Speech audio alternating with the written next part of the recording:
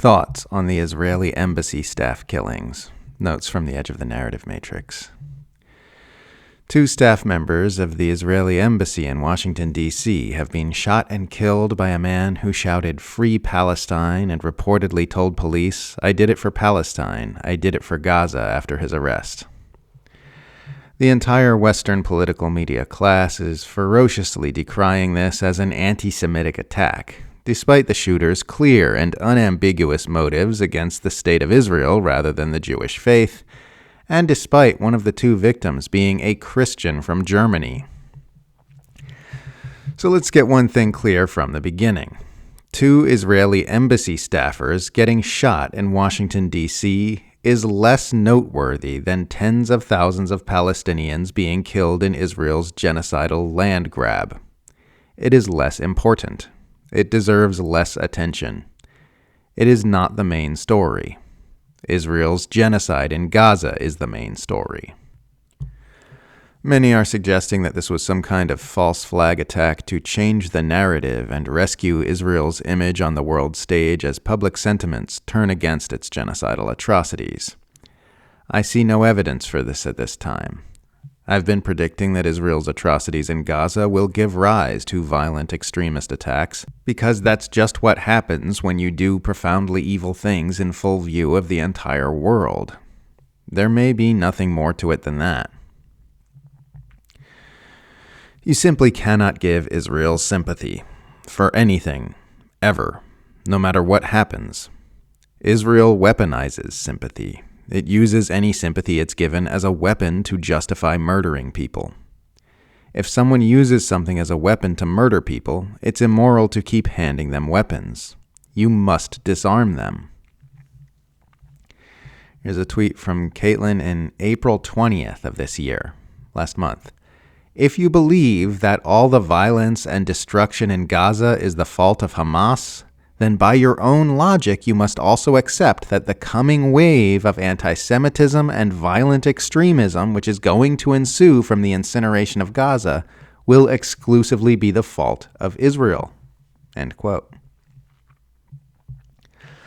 The real story here is how the entire Western political media class has expressed more outrage and sympathy over the killing of 2 Israeli embassy staffers than tens of thousands of Palestinians in history's first live-streamed genocide. The coverage of the story is the story, because it exposes how little regard the Western Empire has for the lives of non-Westerners.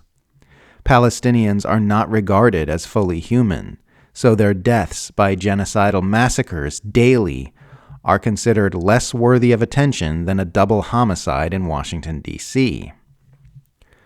Western institutions regard Muslims and Arabs and people with darker skin as subhuman vermin whose extermination should be met with an emotional response ranging somewhere between indifference to glee. Our civilization views itself as morally superior to Nazi Germany, while continuing basically the same atrocities under basically the same ideology. That's the real story here. That's the real lesson. Here's a tweet from Rania Khalek. The Israelis have murdered 38 human beings in Gaza today, and it's not even 1 p.m. Palestine time. Comment from Caitlin. Stop being anti-Semitic. There are only 2 violent deaths we're permitted to focus on today. 2, and neither of them happened in Gaza. That's sarcasm, obviously. So let's recap in case anyone's confused. Nothing Israel did to Gaza justified October 7th, but also October 7th justifies everything Israel has been doing in Gaza, but also nothing Israel has been doing in Gaza since October 7th justifies any violence toward Israel. Everyone got that? Does that sound about right? CNN's Dana Bash is already suggesting that Free Palestine is a call for violence against Jews, and ADL chief Jonathan Greenblatt is citing the embassy staff shooting as evidence of the need to deplatform pro-Palestine voices. This comes as British police level terrorism charges against a member of the Irish hip-hop trio Kneecap for waving a Hezbollah flag at a concert. I have said it before and I will say it again. Zionism is the single greatest threat to free speech in our society today. The West's support for Israel is causing a non-stop, aggressive assault on our civil rights throughout the entire Western world. This is personal. Israel directly threatens us all.